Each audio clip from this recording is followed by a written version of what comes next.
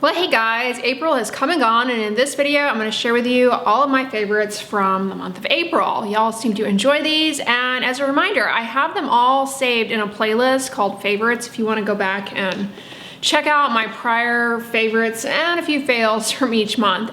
Now, starting out, a favorite this month, it actually took me by surprise, and I was a little bit not so sure, and then with continued use, I fell in love, and that is the shampoo and conditioner from The Ordinary. Ordinary Sulfate 4% Cleanser for body and hair. This shampoo, I have to warn you, you have to mentally prepare for it because the experience is just not there as far as there's no lather, it's fragrance free. You put it on your hair and you're like, where's the shampoo? I mean, zero lather whatsoever. And so I was skeptical about it because I didn't quite enjoy the experience, but I have to say, every time I use this shampoo, my hair is super manageable, very glossy, there's no frizz, it doesn't leave a buildup. Now, one thing I have to kind of snark on is the marketing. Sulfate 4% cleanser. I mean, what exactly, what are we supposed to do with that? I get where they're coming from here because sulfates are an ingredient family that has been demonized by clean beauty, and then, you know, everybody and their mother is like phobic of sulfates. But sulfates in shampoos, they help to remove buildup, oil. However, in some products, they can be too harsh. That can leave the hair brittle, prone to breakage. So it's all in the formulation, and I guess that's kind of why they're going sulfate 4%. To me, it's kind of like baking a batch of cookies and then handing them to someone and being like, why don't you try my 0.05 teaspoon sodium cookie? Because you put salt in the recipe. I don't know. Like, as a consumer, to me, this just tells me nothing about the shampoo. Anyways, all that to say, it is a very good shampoo. It's one you can use on a daily basis. It's wonderful if you've got brittle hair that's prone to breakage, curly hair. Any hair type, I think, would get along well with this. You also can use it as a body wash, and interestingly, as a body wash, there is a little bit of a lather to it, but not much whatsoever. $8. Now, the corresponding conditioner I likewise really liked because it does what it's supposed to do. Basically, the purpose of conditioner is to help neutralize the charge on the hair strands that comes about from shampooing, from removing all the oil and dirt and everything. It's left with a charge that would leave your hair more prone to tangles and breakage. So conditioner comes in and kind of neutralizes that. And that's exactly what this does. And they market it as benzalkonium chloride 2%. Again, what am I supposed to do with that? But all that to say, I have really liked what these do for my hair. I just don't care for the experience necessarily, because if you've been following me for a while, you know I like really florally scented or fruity scented shampoos, and I like a lot of lather. I just really enjoy that experience. I blame the Herbal Essence commercials from back in the 90s. So that aspect of the experience is certainly lacking. But for somebody who is looking for a fragrance-free shampoo and conditioner, they can be hard to find. Check these out, $8 a piece, which I think is a pretty good price. So it took me a while to come around to these, but now I really love them, and I definitely will be repurchasing these in the future. They are quite good. Plus, I am rather a fan of this newfangled packaging that a lot of shampoo and conditioner brands have been using for a while now, where they just kind of stack neatly. I am not someone that has like a bunch of stuff in my shower, so I like these kind of slim bottles that stand upright. They take up less space overall, I find. Yeah, really happy with those. If you're in the market for a good shampoo and conditioner, check those out. I think you would be happy. And if you're someone who likes to have the efficiency of a product that does multiple things, the fact that the cleanser you can use as a body wash, I think is great. The fact that the shampoo you can use as a body wash, getting my words tied. All right, pretty much every month I have a sunscreen that I'm jiving on and loving, and you know, then I finish it up and try something else out. But this month, I reviewed in a video for you all a bunch of tinted sunscreens. A tinted sunscreen from that review that I have really been impressed by is the Skinceuticals Physical Fusion UV Defense Mineral Sunscreen. It's a fluid formula. It goes on like a dream. You do need to make sure that you apply it, allow it to absorb, maybe apply a second layer. Because it is such a thin consistency, I do think you can be a little underhanded with formulas like this and maybe even have skip areas. So just make sure you get a good layer on, but it's really comfortable. It doesn't pill, easy to use around the eyelids. Highly recommend this. And because it's tinted, you know, that may offer some protection against visible light, which can lead to early onset and more stubborn hyperpigmentation, as well as create free radicals. Plus it protects you against UV. It is water resistant. Woohoo. Yeah, definitely check this out because, you know, Skinceuticals, I like to make fun of it and call it Skinceuticals. It's an expensive brand, but this sunscreen I thought was kind of par for the course for a tinted mineral sunscreen. They often are expensive. Now, the next product is one I also reviewed this month, I think. And this has been really helping me out a lot. It is Ichthammol ointment. Now, you don't need to get the Rite Aid brand. There are a variety of different brands that make this. Ichthammol is sulfonated shale oil. It has anti-inflammatory properties. Now, for me personally, I have been dealing with, I have eczema, as you guys who follow me know, and sometimes it pops up on my hands. I've been dealing with a little patch of it. It's kind of cleared up. It's called dyshydrotic eczema. It happens like on the sides of the fingers. Super itchy. This just quiets that itch immediately. It's also a really good product if you're doing bikini waxes to put on after bikini wax because it just calms down any irritation, inflammation. It's almost like using a topical steroid cream, but without the risks of a steroid cream, namely thinning of the skin, stretch marks, skin infections, discoloration. This doesn't do any of that. However, word of warning, it smells horrible. It smells horrible. Oh, it's the kind of thing that smells so bad, but you can't help but keep giving it a whiff, like a really pungent cheese, but it smells like something out of, I don't know, an automobile shop, like something that you would use to clean out your engine. It is really a foul odor, and this is what it looks like.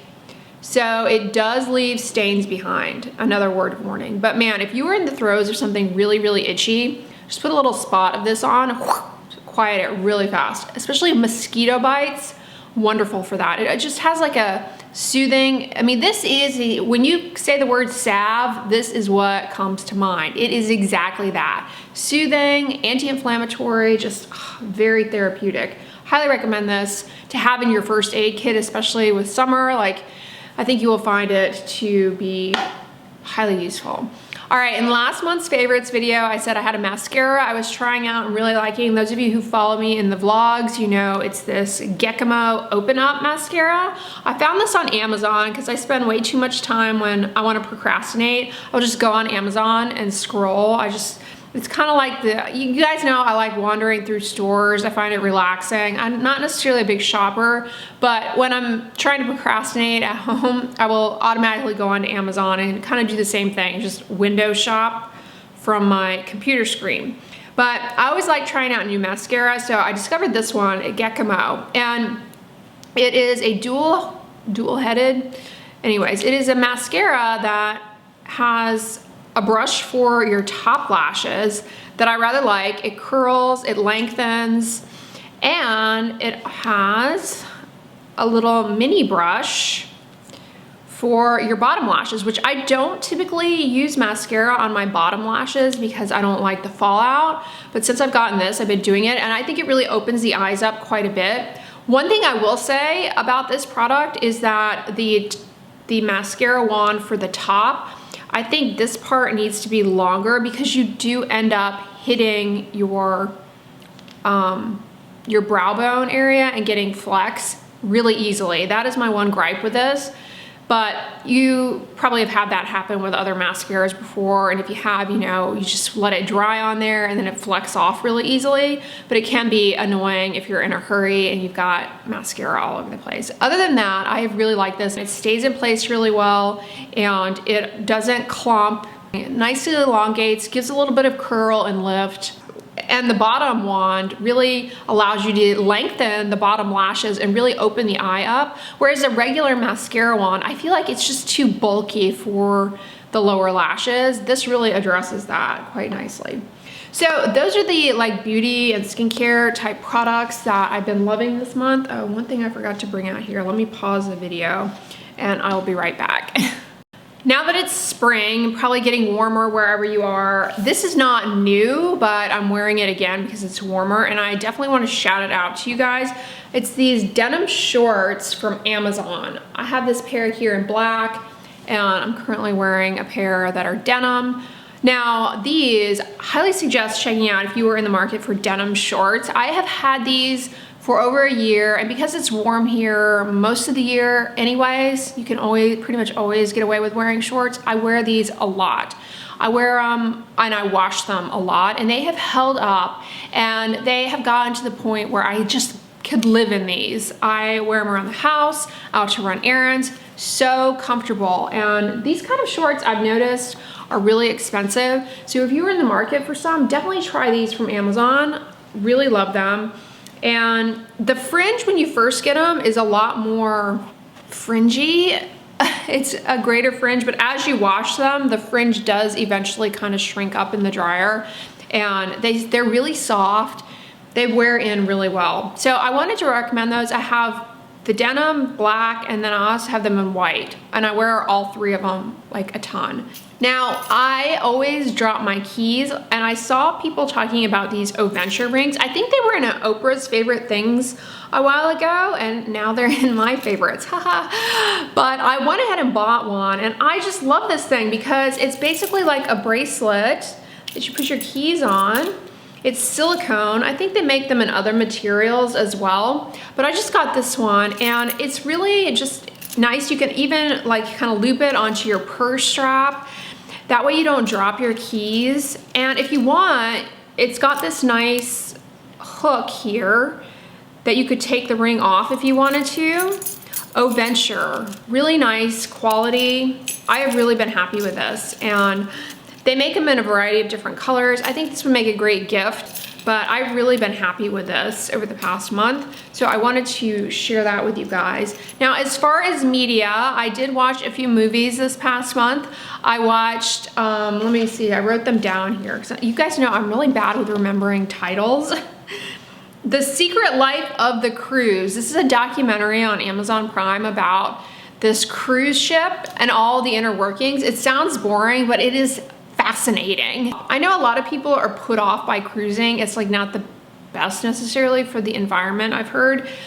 But this ship that they go through, they show how the inner workings of it, like how they get the food on board and how they deal with the waste while they are like out to sea. It was fascinating, fascinating. Highly recommend that. Like they show how they take after they serve dinner, like when they clean up all the scraps on people's plates, like they take all the food and they like puree it, and then they put it out into the ocean, which to me seems like, they say that it feeds the fish, but to me it's like, isn't that potentially harmful to the ecosystem? Aren't fish supposed to eat other things? Like, isn't that part of how the ocean works? I don't know. But that just seems to me like it would disrupt things. You know, like when you go to a park and they're like, please don't feed the ducks. That's what it kind of makes me worry about, like that you shouldn't just randomly feed fish in the ocean, and that could disrupt things. But what do I know? So I thought that was a little odd.